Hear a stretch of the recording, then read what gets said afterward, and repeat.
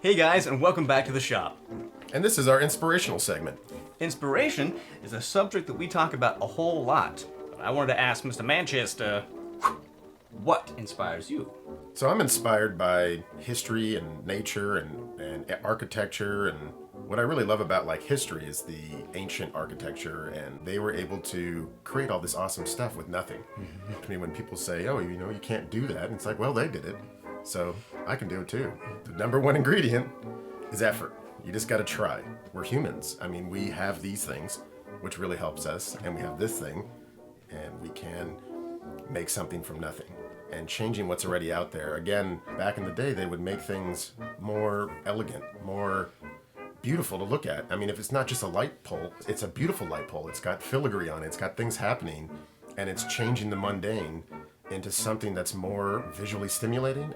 Why not? We have that. So it's like change the normal, everyday stuff that we see outside into beauty.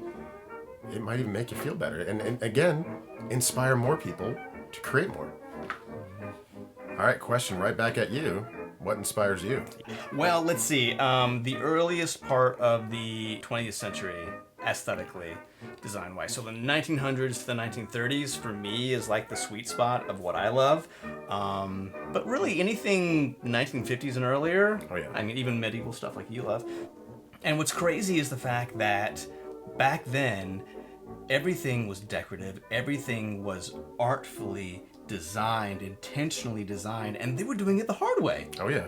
It seems as though in the last 60 years, aesthetics have deteriorated into sort of a cost-effective afterthought. And now we have the technology and the experience and the resources to do all that beautiful work and more in an affordable, more efficient way, and we're not doing it. Oh, no. So that's confusing to me, and I'm like, okay, so what's missing? Right? Is it just a lack of vision, a lack of inspiration? Oh, yeah, you'd figure it'd be perpetuated. Like, Yeah. it's like, oh, let's keep on doing that. Yeah, but still, buildings are just cubes, Oh, yeah. empty boxes. And in a way, I guess that kind of inspires us to, like Fix you it. said, change the mundane into something amazing. One of my favorite authors, Tom Robbins, mentioned that the job of the artist is to rearrange reality, which I thought was really, really well said. And it also just showed that we've got a lot of work to do. Lots of work. There's a lot of rearranging that we want to do in this world. Yes. More rapidly if we could. Yeah, at least our world. At least our world, yes. Start there. Yeah. Both of us grew up in Southern California, and my mom and I would make our yearly pilgrimage to Disneyland ever since I was a little kid, and Same that undoubtedly had a huge impact on me. It's like, I mean, talk about an immersive world, and done so well. Oh, yeah. To the extent that you didn't want to go home, you didn't want to go back to the real world, you know. Or you wanted to bring it home.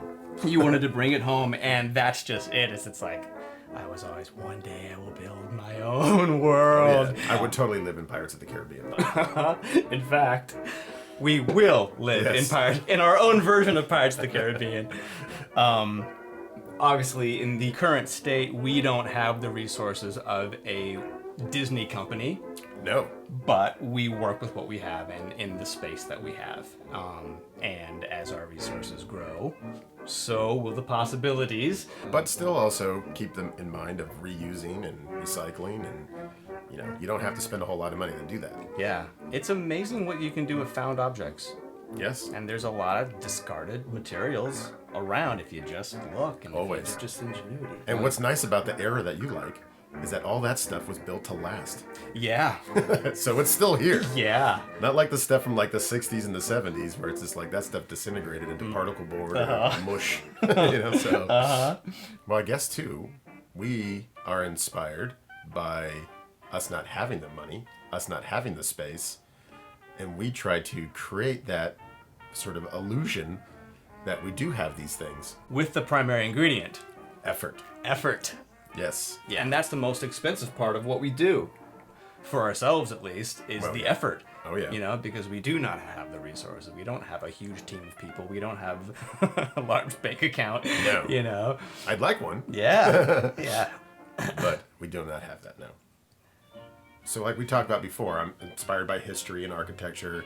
I'm more inspired by like medieval or like ancient Roman, Egyptian, all of that sort of like really old stuff. But again, I like to incorporate the stuff that you really love too, is like the Industrial Revolution, and crossing those two together is like ancient castle mixed with old manufacturing machines and stuff like that. So that would be like your perfect world, then, would be a mix. That would be of my perfect world. Yeah. An ironwood world. Yes. Yes. Yes. And oddly enough, they do fit all together. It does. It does meld together nicely. Yeah, yeah, and that's kind of what we found with our individual styles. And there's a crossover there. That's really cool. A little bit of country, a little bit of rock and roll. Yeah. You know what I mean, you can even add sci-fi into that. Mm-hmm.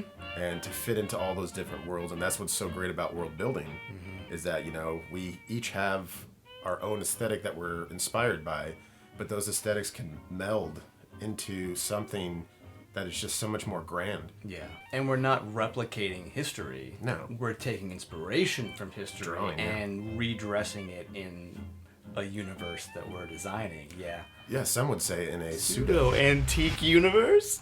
They're nice. So that's what inspires us. What inspires you? Yeah, we want to hear what gets your gears turning. Whether it's music or architecture. Video games, movies. Yeah, comment below. We like to check it out because that might spark an idea for us. Thanks for watching. We're Manchester and Vernon. We'll see you next time.